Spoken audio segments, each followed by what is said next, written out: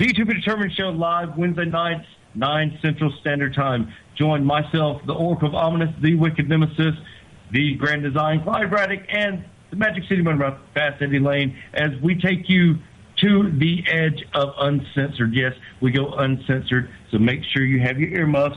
Ask your parents, for those of you that are a little young, maybe under 18, but make sure if you have any heart conditions or any mental defects, please listen, because they may take effect right here live every Wednesday night, 9 Central Standard Time. Beyond Ringside Radio Network, beyondringside.com. The views and opinions expressed by the Oracle of Ominous, the Wicked Nemesis, are of my own and no one else, nor do they reflect Beyond Ringside. So, ladies and gentlemen, due to the graphic nature of this program, listener discretion is advised. 10, 9, 8, 7, 6, 5, 4, 3, 2, 1, 0.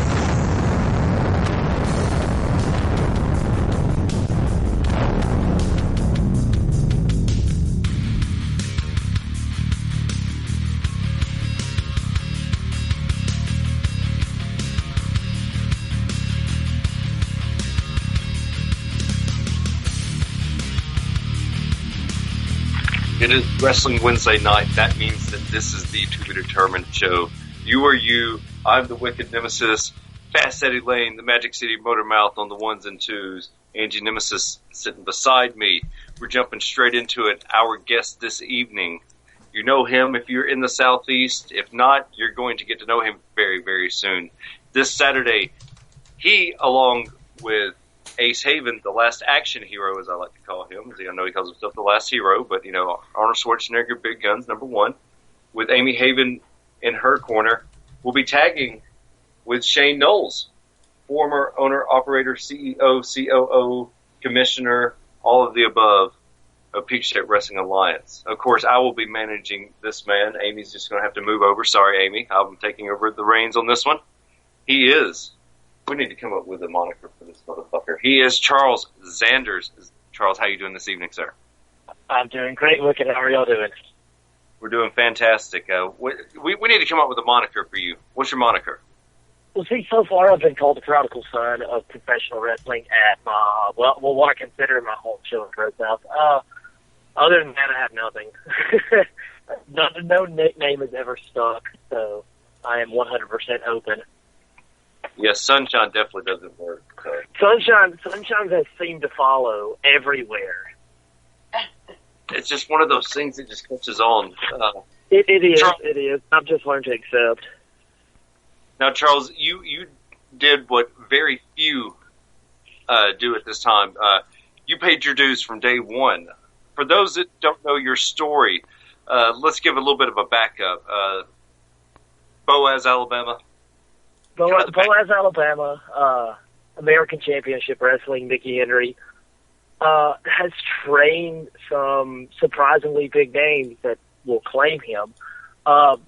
Very old school style and very back to the basic style pro wrestling, which I was unbelievably excited and lucky to do, because you don't have that often anymore.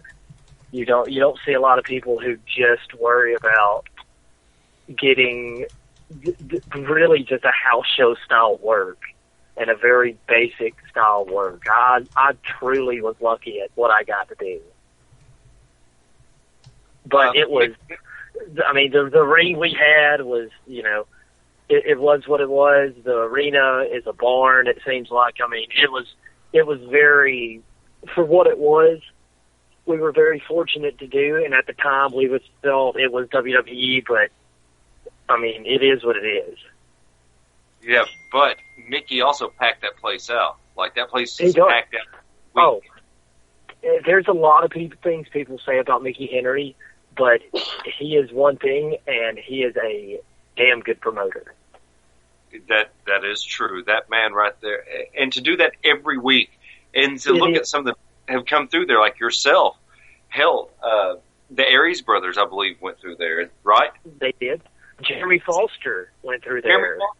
That's where I was going next. Yep. Jeremy Foster, which was one of the first guys I ever faced that had outside of ACW experience.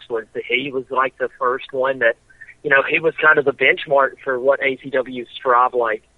He was where you wanted to be at the time. I'm hoping to set that benchmark myself, but we surprisingly, people knock on him quite a bit, but he's produced talent. And he's produced talent while keeping for 30, 35 plus years now, keeping the show that has packed the building out week in and week out and has not missed a weekend, which is very unusual. I've worked for Mickey. I have worked for Mickey twice, and they was always a professional. To me, also made sure that I was paid before I went out. Yep. Slaughter hit me up. Slaughter's like, "Hey man, we're gonna get paid before we go out." I was like, "Oh, well, fuck yeah, I guess so." That's just that's how they work with Mickey. Mickey's one of those. Oh man, I ran out. Now you tell us about your first day of training. Tell everyone what it was like, your first bump, and how you actually got to the point to get to Mickey Henry's. Okay, so some friends of mine had posted a video of them training. And so I hit one of them up, and I was like, hey, man, we had talked about doing this a long time ago. Where did y'all do this at? So we got in contact with him, and it was literally just come up there and bring your money.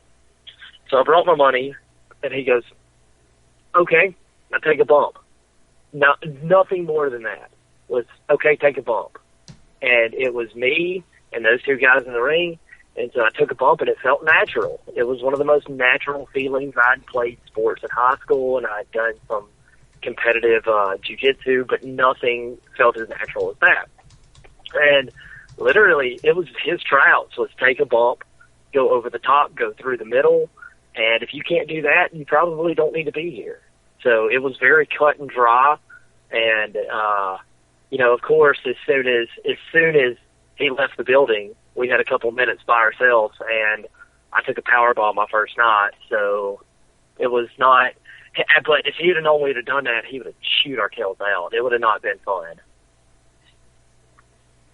But his training was very basics, the very essentials, what you need to have a match, and he was a firm believer in once you had the basics, you were ready to get out there and perform. And it was a sink or swim type thing. Now, from there, how do you come up with the Charles Zanders gimmick? Okay, so Charles is my first name. Zanders is actually a term life insurance that my stepfather had suggested me going into. And instead of going into that, I used that money to start training pro wrestling instead. And none of my family knew the first year and a half I'd wrestled. No one in my family knew, and they found out on one of Mickey Henry's posters that he had me posted on in front of a Mexican restaurant. That's how they found out. So that was an awkward conversation. I assume, because I always just told them, hey, I'm going out Saturday, I'm going out with my friends, and which I was. I guess they just thought I was out at the bar partying it up. I was actually inside pro wrestling in front of 200 rednecks. So that is fantastic. See, those are the stories that have to be told because everybody has their own way in. Eddie had his way into the business. I had my way into the business. Charles had his. I mean, that's just that's professional wrestling. That's what it's all about. Yeah, that's probably the most unique thing about professional wrestling. In football and other sports and, MMA and competitive anything, it's generally pretty cut and dry how you do stuff. You go to, if you want to be great at something, you go to a certain camp to get better. And wrestling, while it's a lot of the same, some people are just naturally lucky and some people are not as gifted at it. And it's a very, different, it's a whole pool of people. It's a very melting pot of environment. You are correct. That's entertainment. That's entertainment as a whole. Because although we are, performers, and some of us work, some of us wrestle, get to know the difference. It's it's also it's that melting pot. I mean, it's the one thing where if you're good at it, I mean, you rise to the top. That's the great thing about wrestling. I don't care what anybody says. Don't let anybody tell you anything different. There are politics involved, but that's it. Names and politics mean nothing in the long run in pro wrestling. Pro wrestling will chew you up and spit you out whenever you have names and politics. It's just a matter of time. You're 100% correct.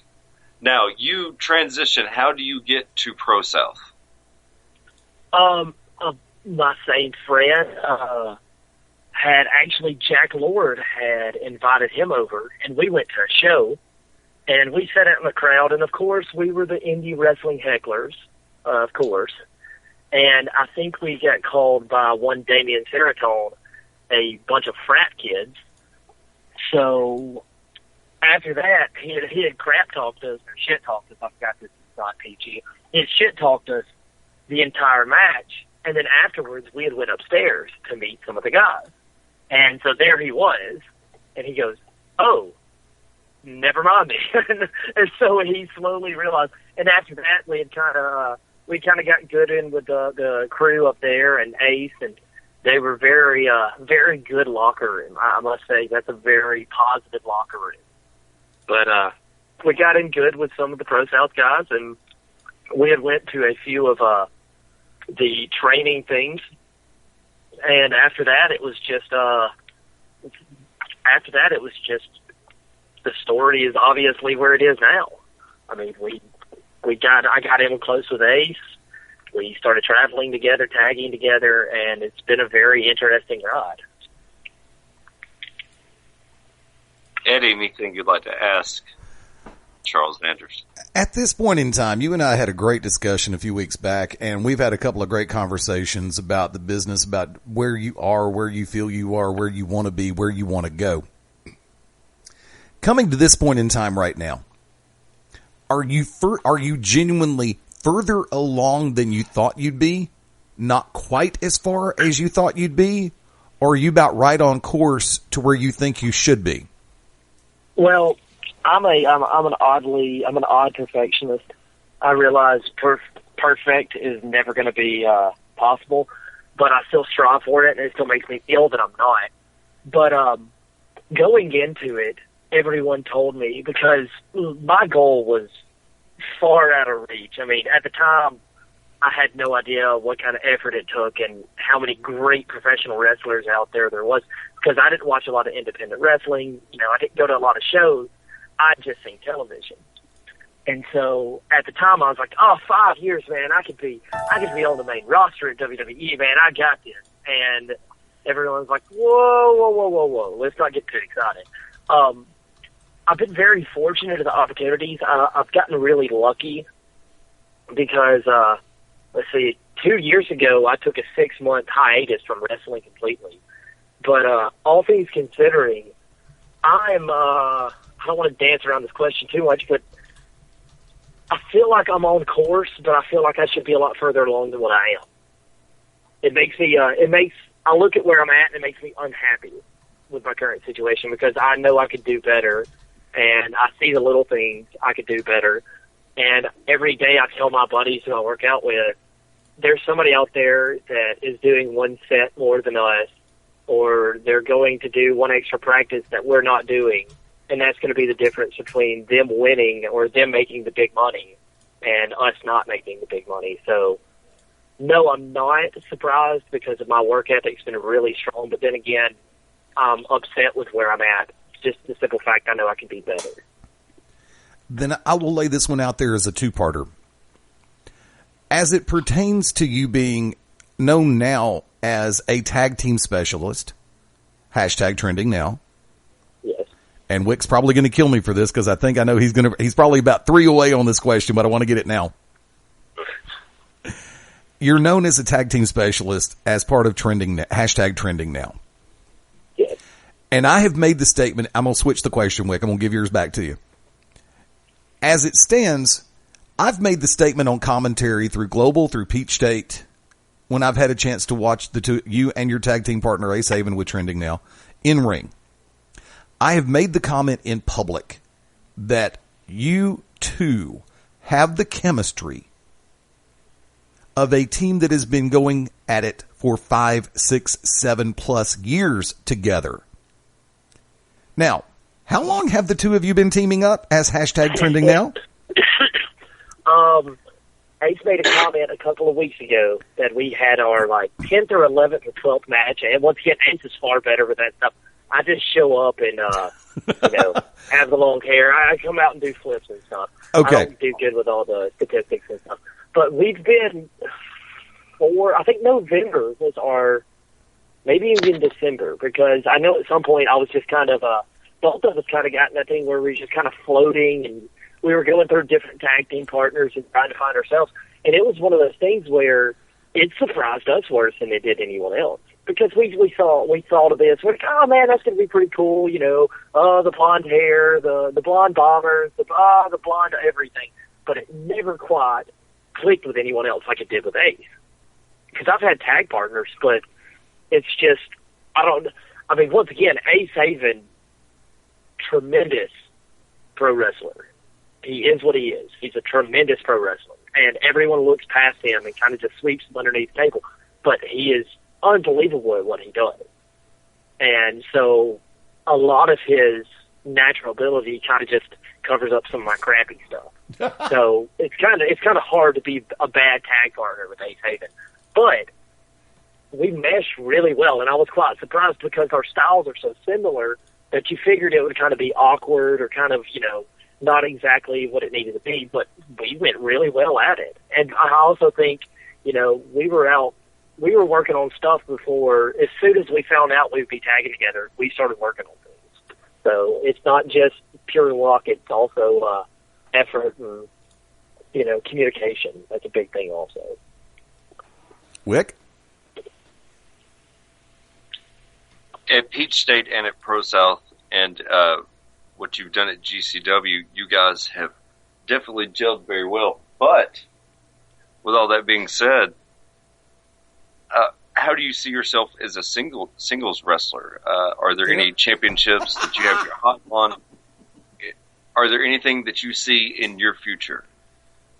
So everyone tells me how great of a tag team wrestler I am, but I thoroughly enjoy singles competition. Tag team is a very lost art, but I love singles competition. I don't know, it drags the best out of it. It makes me work harder. It makes me be more focused. But is there a title I see myself? I want to win every title. I mean, who doesn't want to win? That's just, a selfish statement. But man, I'd walk around with every title in the Southeast if I could. Because, I promise any title I win will not be because I haven't worked for it. It will not be because I've, kissed the right people or, kissed the right asses. It's purely based on work. And so any title I hold, I feel like I've deserved and I worked my tail off for it. And anybody who will argue with that is a liar. No offense to them, but they're absolute liars. I worked my tail off. Well, Peachstate, of course, Jimmy Rave and Tommy Too Much going up for the Heritage Championship this Saturday. You and Ace are in a 6-man tag team, I believe, a street fight against the Besties and Drew Adler. Is that what it is? Not a street fight. Not a street fight, just a 6-man. And Jimmy Rave, I've had the pleasure of facing Jimmy Rave one time, and he will beat you in every single way possible. And at the end of it, there is nothing you can do about it. He is a monster in that ring. And he might not look like a monster, but he will, at the end of the night, you will say he's a monster. I promise. He is an absolute animal in that ring. I see that we have a caller on the line, and I definitely know this number. Speaking of champions, you're a GCW middleweight champion. I know we don't get to say that too often because the title's been dormant for about 16 years. The one and only Joshua O'Hagan. How you doing, O'Hagan? I'm always good because I'm a champion. Oh, we definitely know you're the champion. Hey, who are you talking to right now? Charles Zanders. This is Charles Zanders online. Dude, you look just like this movie star. And I was like, that Hansel, so hot right now. Funny. That's really I'm clever. going to start calling you a Zoolander. Yeah, you got like a question for us? I mean, you're kind of just interrupting an interview. If you're just calling to make fun of people, Well, I just heard you saying. Actually, I was listening, and I heard you saying something about you want to win every title in the Southeast, and I just happen to have one of the premier titles in the Southeast, and I thought that involved me in this conversation. It does. You kind of need to be on alert, because if you have a title, why would I not go after it? I mean, I feel like I'm a middleweight competitor. Yeah, but if you think about it, you couldn't beat me if you had a handful of lotion.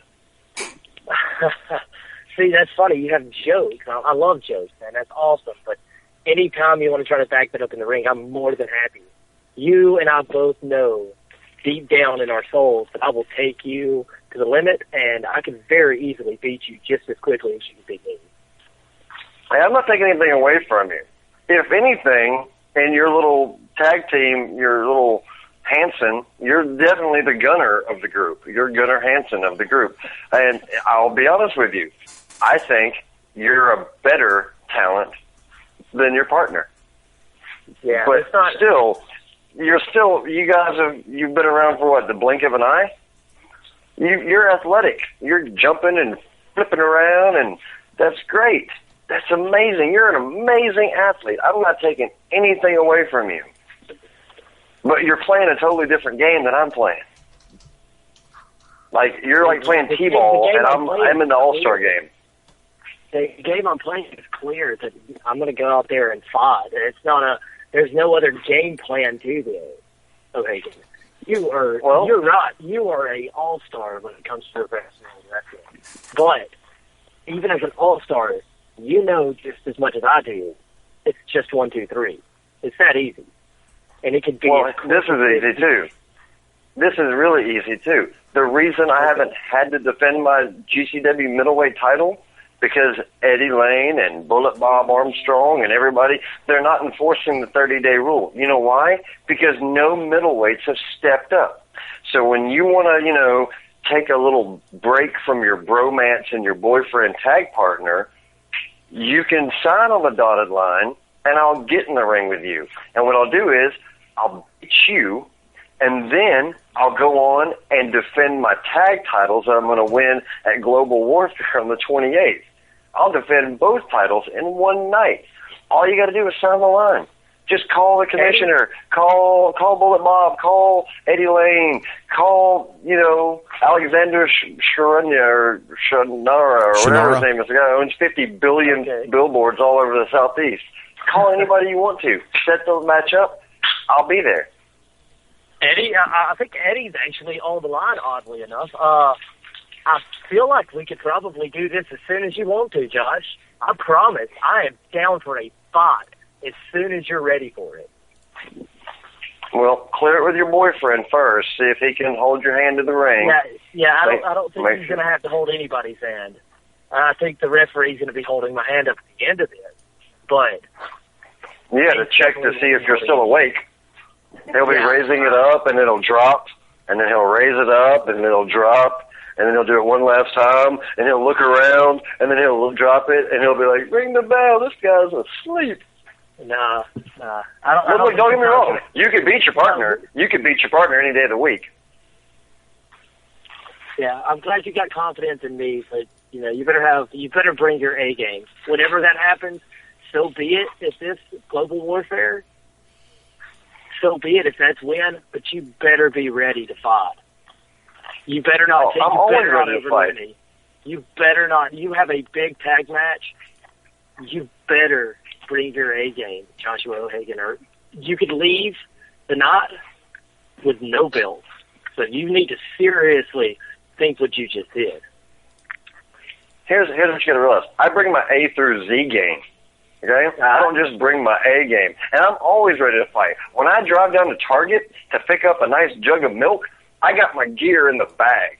In the back of my car, I am ready to go. Someone's like, "Hey, we got a match for you right here in Target." I'm like, I got my gear in the car. I take it everywhere with me.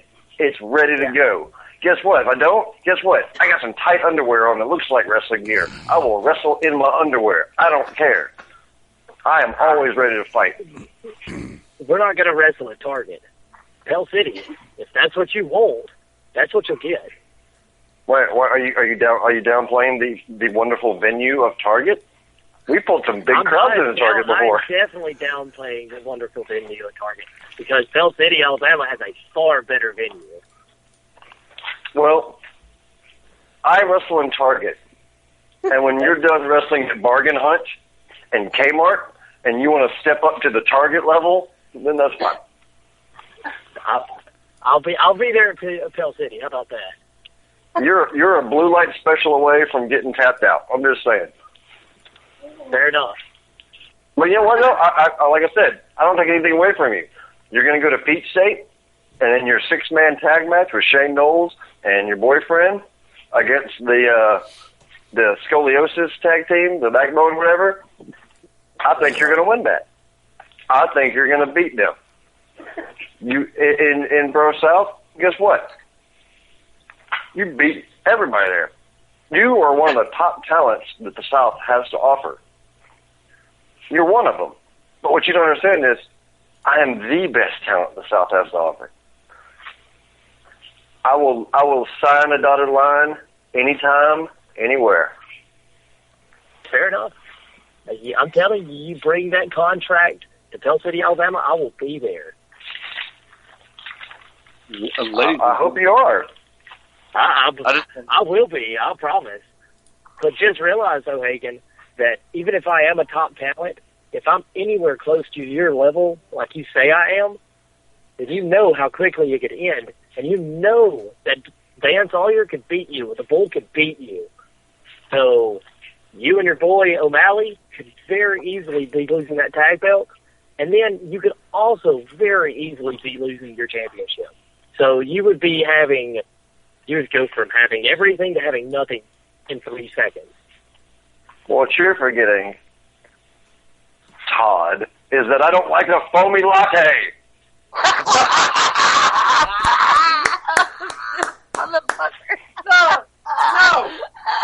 No, absolutely not. No. Are you not aware of the Call your friend Billy Zane. All right, bring him to the show. I don't care. Bring the Finnish dwarf and the Minori Wiseman. It'll be great. It's gonna be an amazing show. We'll even hold it in the Center for Ants. Christ of Latter-day Saints. Woo, Joshua Hagen, how can everyone get in touch with you, and when's your next stand-up routine? You guys can reach me at Facebook by spelling my name. It's Joshua Hagen. I'm not going to spell it for you. You should all know how to spell. I'm on Instagram with pictures of people, mainly me.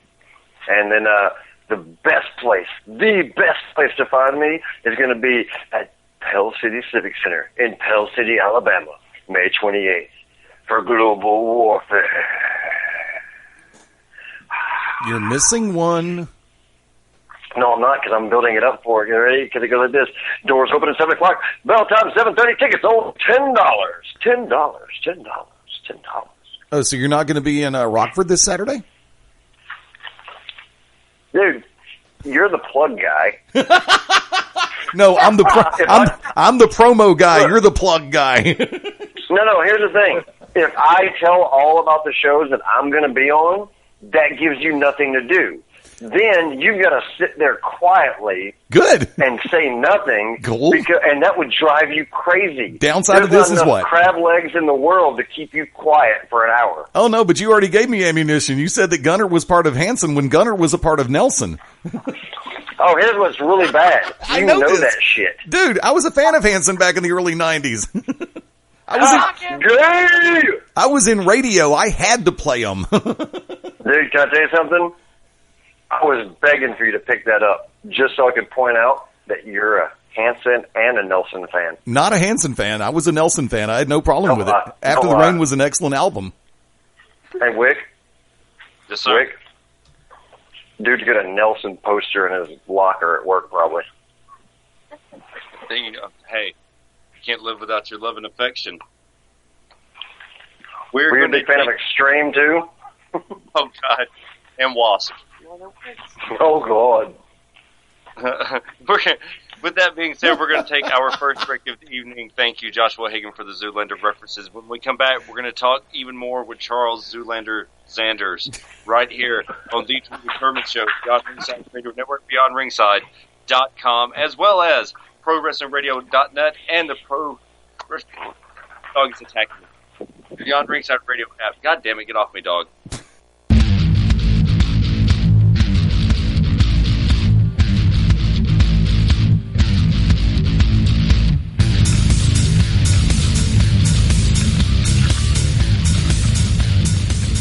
Two words, 3 syllables. Charles Zanders is our guest this evening, our first guest. 10 o'clock hour, Central Standard Time. We will be joined by one of your tag team partners for this Saturday at Peachstate Wrestling Alliance, Mr. Charles, and the one and only Shane Noles. Excuse me. I'm super excited. It's the first I know about that. I love Shane Noles.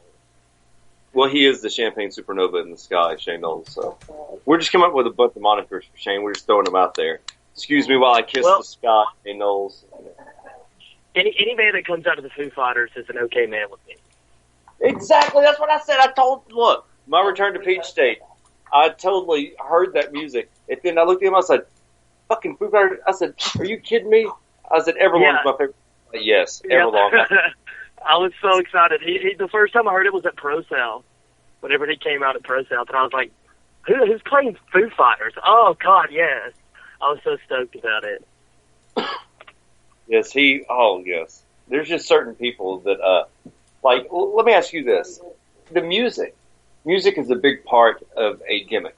I've always said this. You can tell a lot about somebody about how they start off in the ring and how they get to the show. If they show up in a T-shirt and they like that they just come from Walmart or they just come from Kmart or something like that, when you look like the fans, people aren't going to know.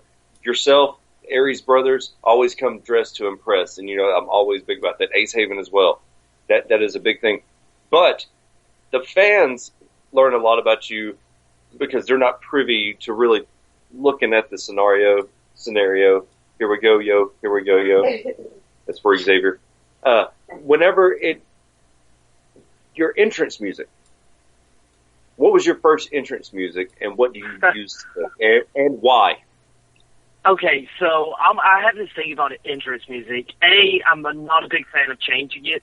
B, I don't pick my entrance music. I don't believe I'm going to be so biased going into it that I say, hey, what music sounds good to you? You play it. So there for a while, it kind of floated, but the first thing that stuck with me was What a Man by Salt and Pepper.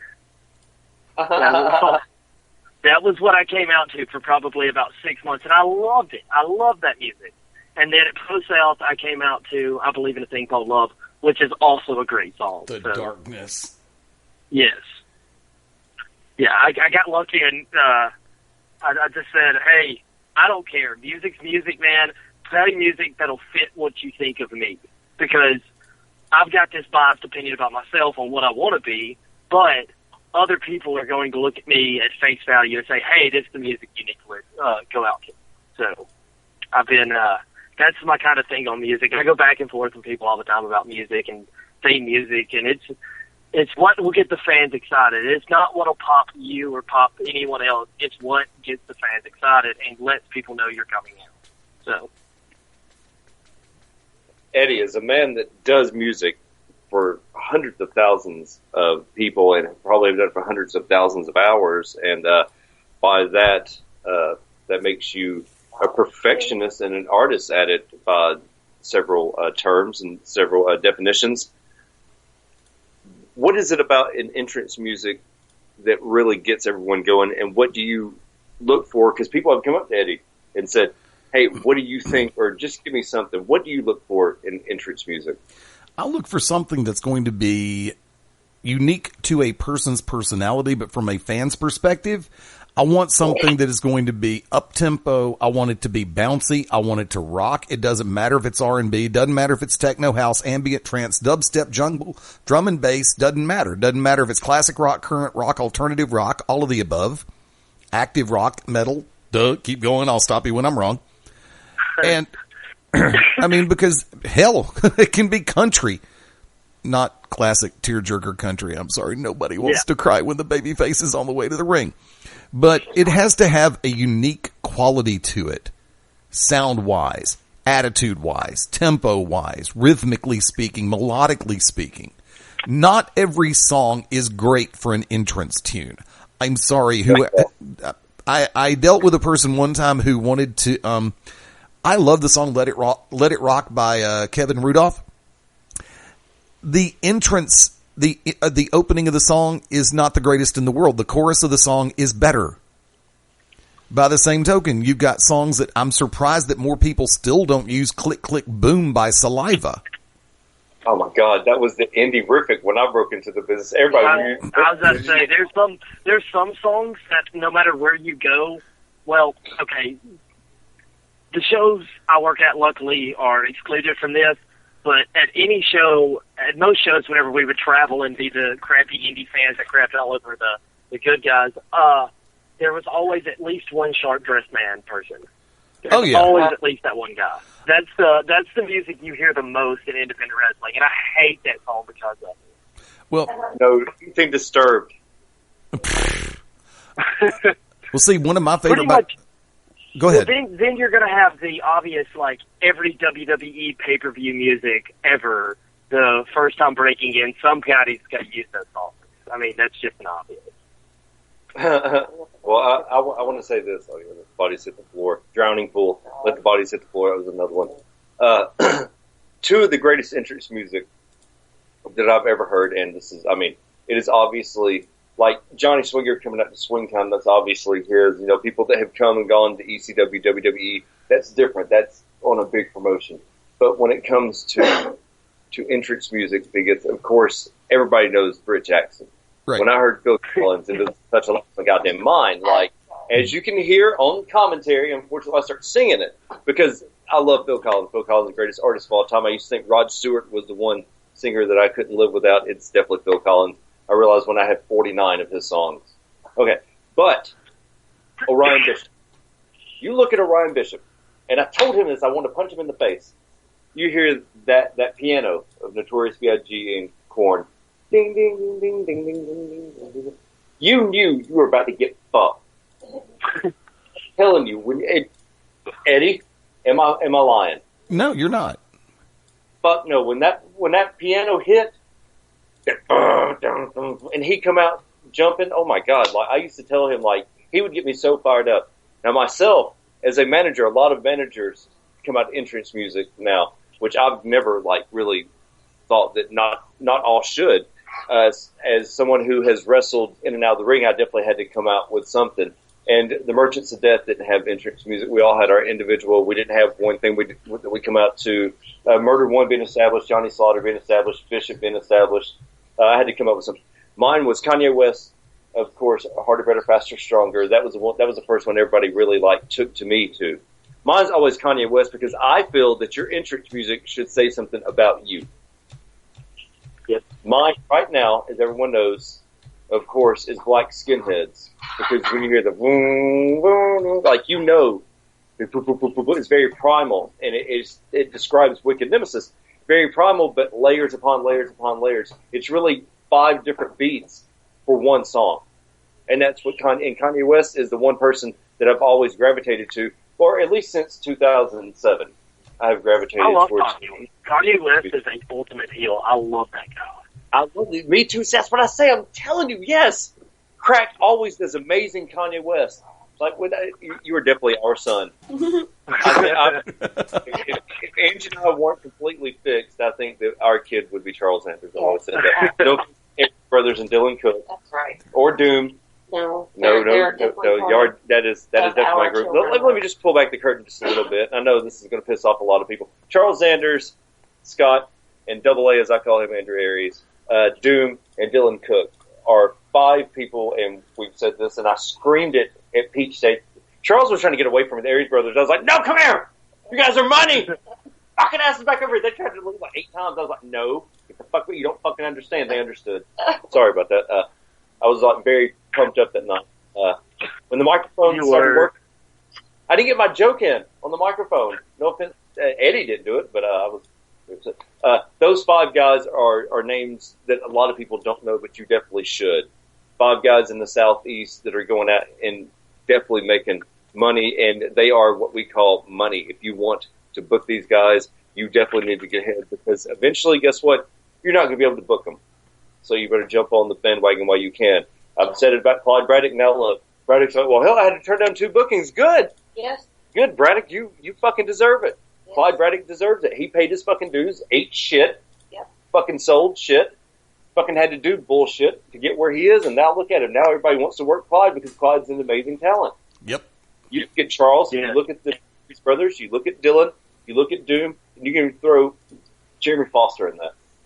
Throw Jeremy Foster in that too. Just you guys going out and putting the work in is why certain people stick up for you, and why certain people are like, oh yeah, don't fucking forget about them, because that's how it should be. And I think it's because of how seriously you guys take the business, thinking about your entrance music, coming dressed to impress, going out and listening to the guys, going out and practicing before shows, even when not booked, going out and doing little things, going out and training every fucking, I mean, the little thing is what we strive to do, because I really feel like that was what we were trained. Our training mindset was always, the little things are what matter in professional wrestling, and pretty much everything in life. The little things are the most important things in most times.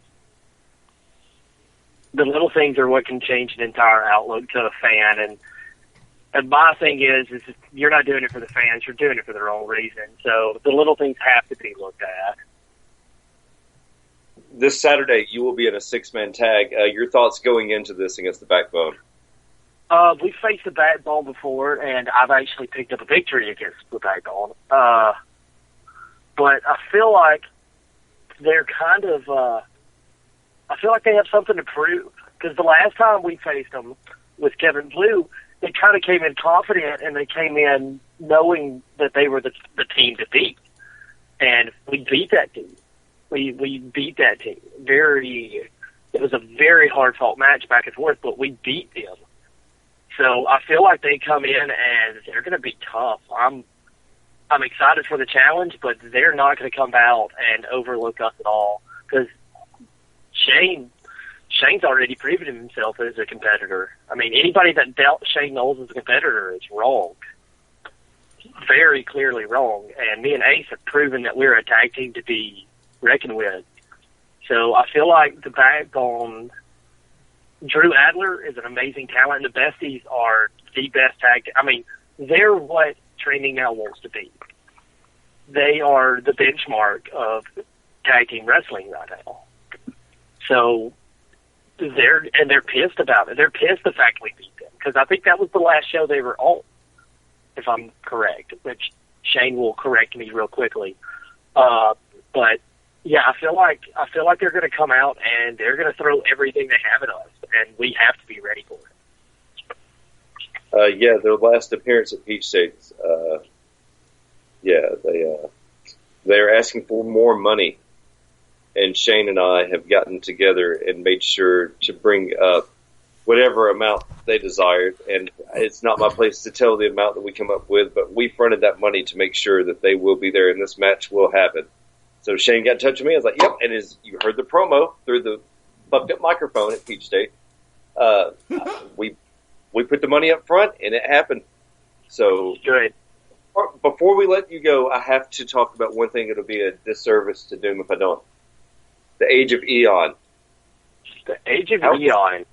How is that? That is kind of a different Charles Zanders that we know. It is, but it isn't. I feel like Trevor, which as y'all refer to him as Doom, brings out a different side. Yeah, that's fine. I love Trevor. Trevor is one of my favorite people.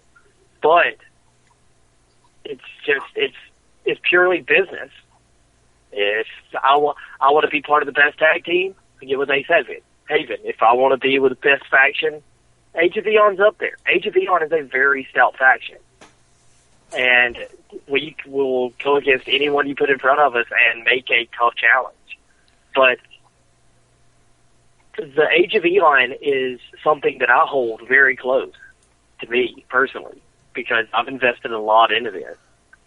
And so I know we're about to go in a big battle coming up to 27. And I'm looking forward to it because I know how talented all of us are. And we should easily be able to win what we're supposed to do. The move, I know it has a name, and I'm sorry that I'm not privy to it, but Scott Aries about died at the Pro South Arena during the tournament. What was your thoughts as that was happening? So there's legit moments in wrestling where I think, holy shit, we might have killed someone. That was one of those moments. But it is what it is. I mean, you go into professional wrestling knowing what very well could happen. And once you take something that far, you just have to do it or you don't. And we did it. And it was a legit, holy shit, Scott Aries might have died. And I think everyone had that fear because it was that vicious. Oh, yeah. Angie definitely thought Scott Aries was dead. And his wife thought he was dead as well.